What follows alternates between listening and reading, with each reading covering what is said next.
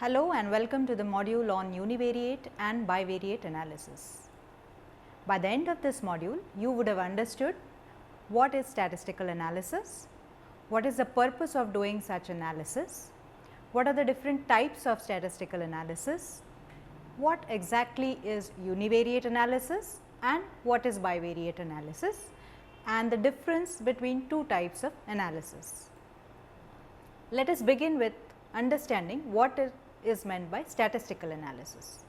Analysis of data refers to the critical examination of the assembled and grouped data for studying the characteristics of the object under study and for determining the patterns of relationships between the variables relating to it.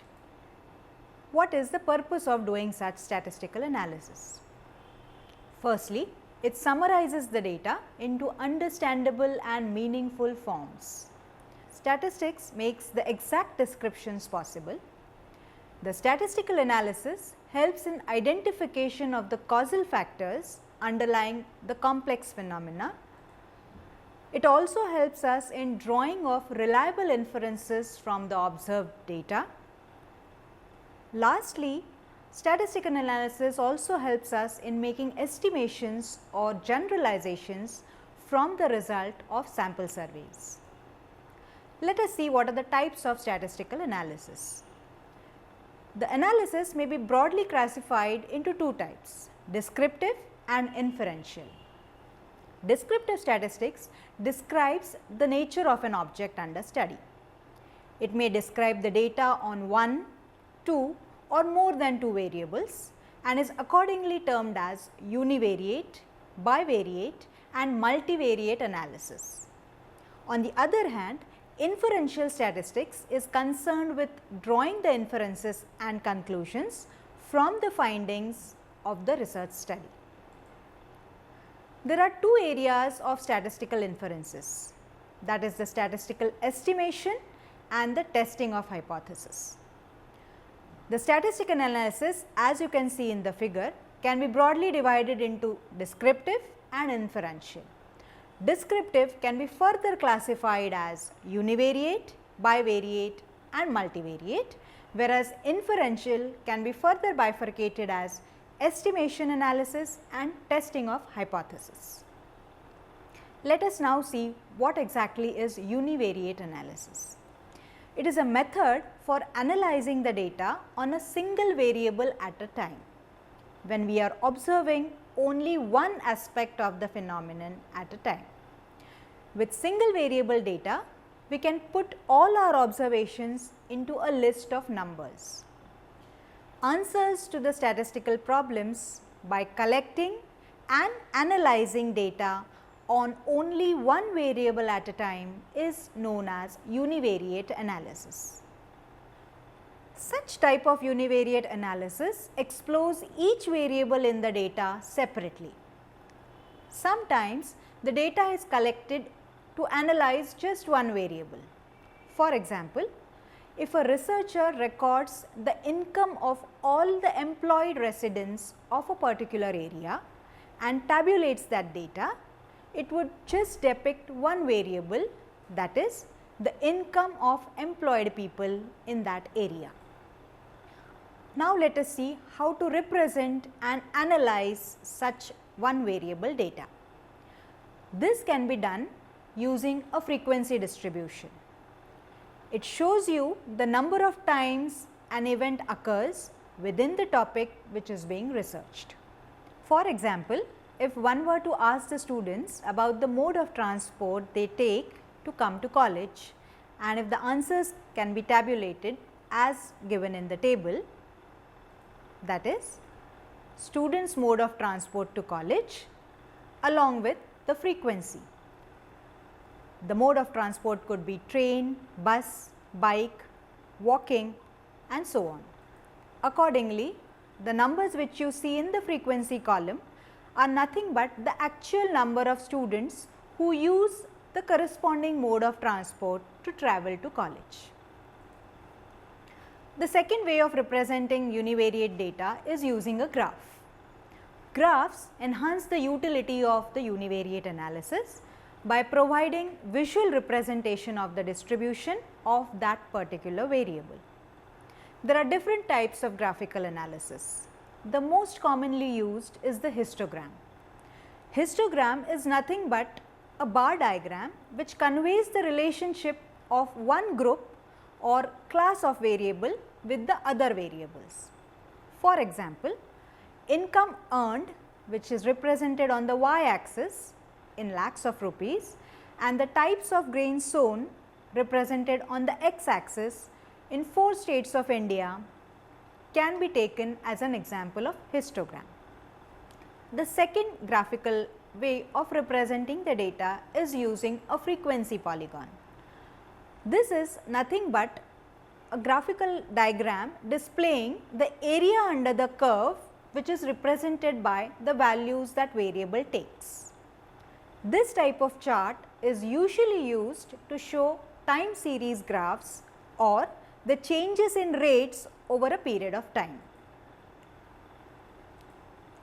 The third way of representing the univariate data is using a pie diagram or a pie chart. In a pie chart, each slice of the pie represents the proportion of the total phenomenon, that is due to each of the classes or groups. For example, in the diagram across, you can see the sales revenue in a year for the 4 quarters in a particular company. Another way of representing the univariate data or analysis is through the measures of central tendency.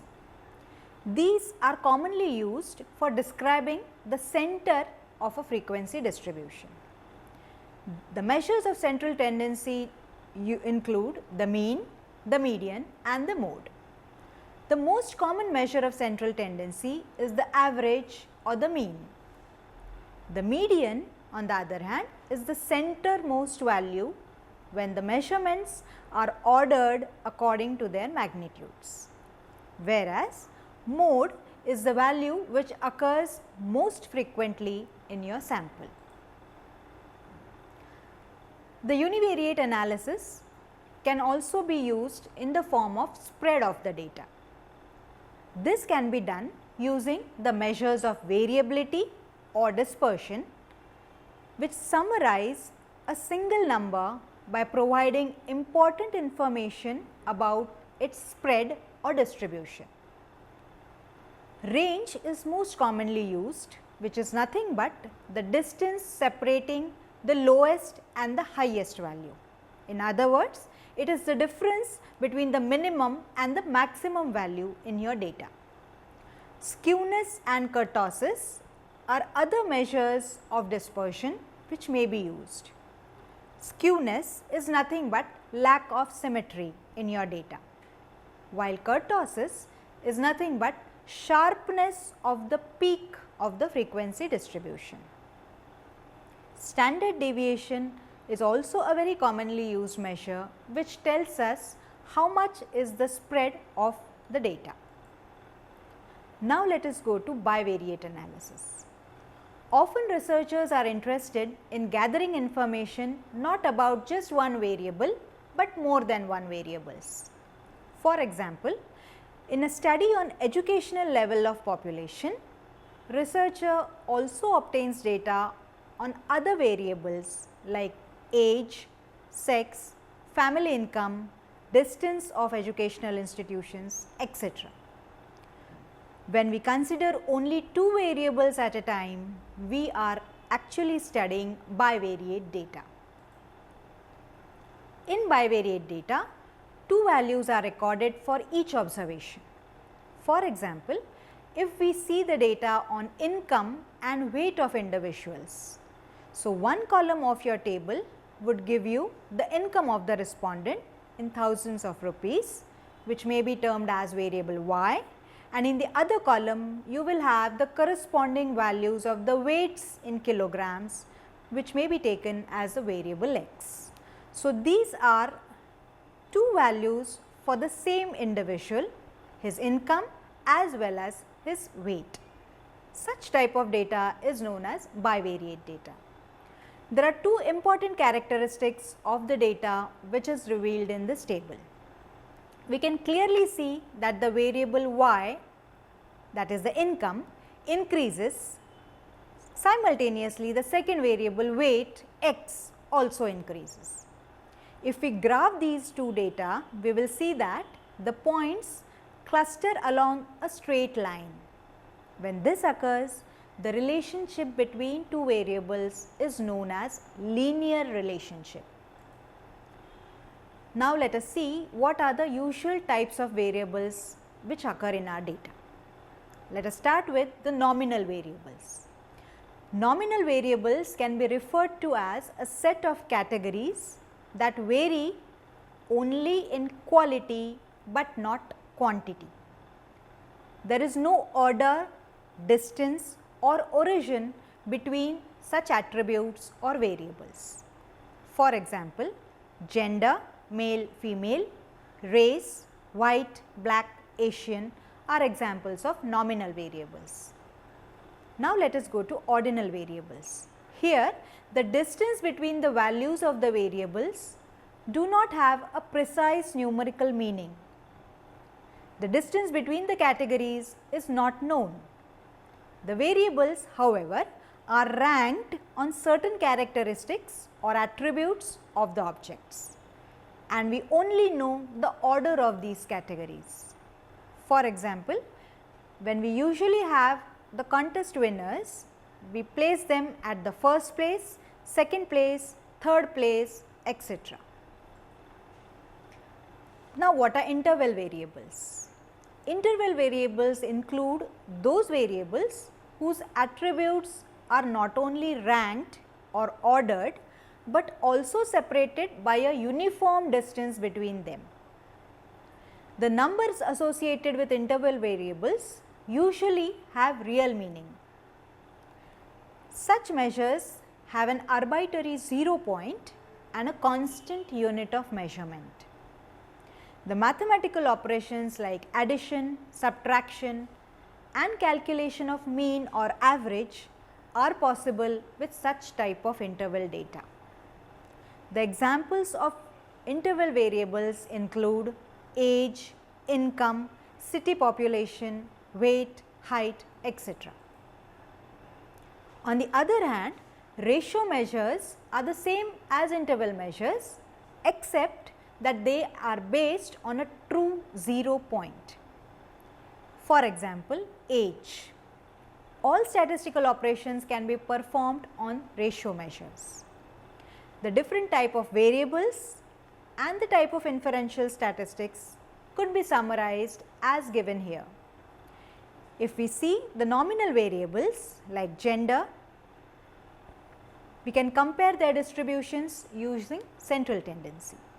If we have ordinal variables like the class grades, we can go for crosstabs or measures of association to infer about their analysis. Lastly, if we have ratio or interval variable, that is the age, income, etc., we can very well use regression analysis to infer about such data. Now, let us see what is association. With bivariate analysis, we are actually testing the hypothesis of association between the two variables and the causality. Association is useful as it can be very well used to predict the value of the dependent variable once we know the value of the independent variable. The measure of association which is very commonly used is known as the correlation coefficient. It often ranges between -1 and +1. The sign represents the direction of the correlation. If the coefficient is negative, it implies negative association between the two variables, whereas if the coefficient is positive, it implies positive association between the two variables. Now, how do you compare two nominal variables? Often we need to compare two nominal variables. For that, we very well can use the measures of central tendency. On the other hand, if we have to compare ordinal variables, then the measures of association attempts to measure how the values of the ordered variables actually relate to each other. Most analysis here begins with a simple cross tabulation.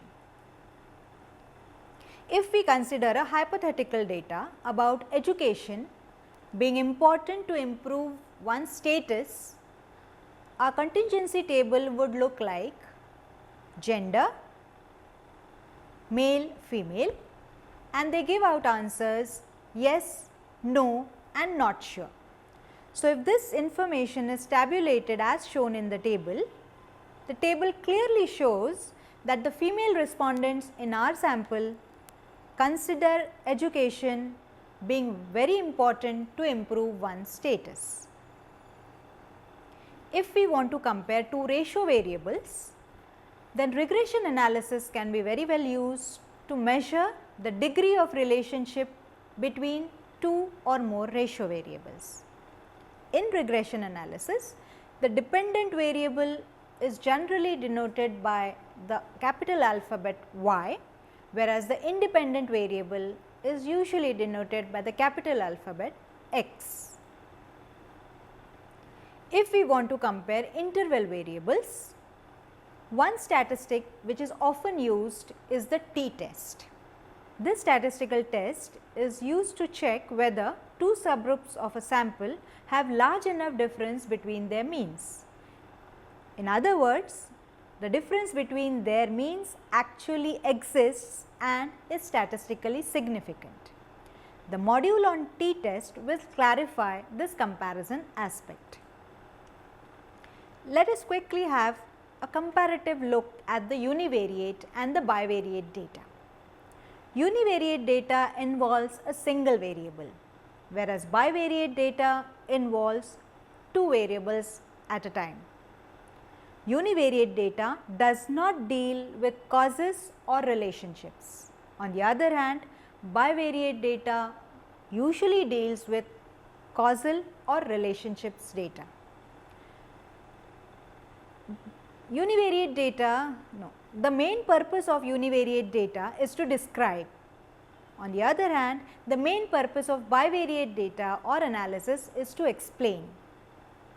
The analysis of univariate data can be done using the measures of central tendency like the mean, median, mode, measures of dispersion like the range, variance, quartiles, standard deviation, etc., using frequency distributions, and also can be done using graphs like bar graphs, histograms, pie charts, line graphs, box and whisker plots, etc. Whereas, in bivariate data, the analysis is done using correlations, comparisons, relationships, explanations and tabular analysis, where one variable is contingent on the values of the other variable. Here we have the concept of the independent and the dependent variable. Let us summarize the entire module. Statistical analysis of data refers to the critical examination of the assembled and grouped data for studying the characteristics of the object under study and for determining the patterns of relationships among the variables. The analysis summarizes the data into understandable and meaningful forms and also helps us in identification of the causal factors underlying the complex phenomena. It also helps us in making estimations or generalizations using the results of sample surveys. The statistical analysis may be broadly classified into descriptive and inferential statistics. Descriptive statistics describes the nature of an object under study, whereas inferential statistics is concerned more with drawing inferences and conclusions from the findings of the study. Answers to statistical problems by collecting and analyzing data on only one variable at a time is known as univariate analysis. When we consider two variables at a time, we are looking at bivariate data. With bivariate analysis, remember we are testing hypothesis of association and causality. Hope this session has given you a good idea about the concepts of univariate as well as bivariate statistical analysis. Thank you.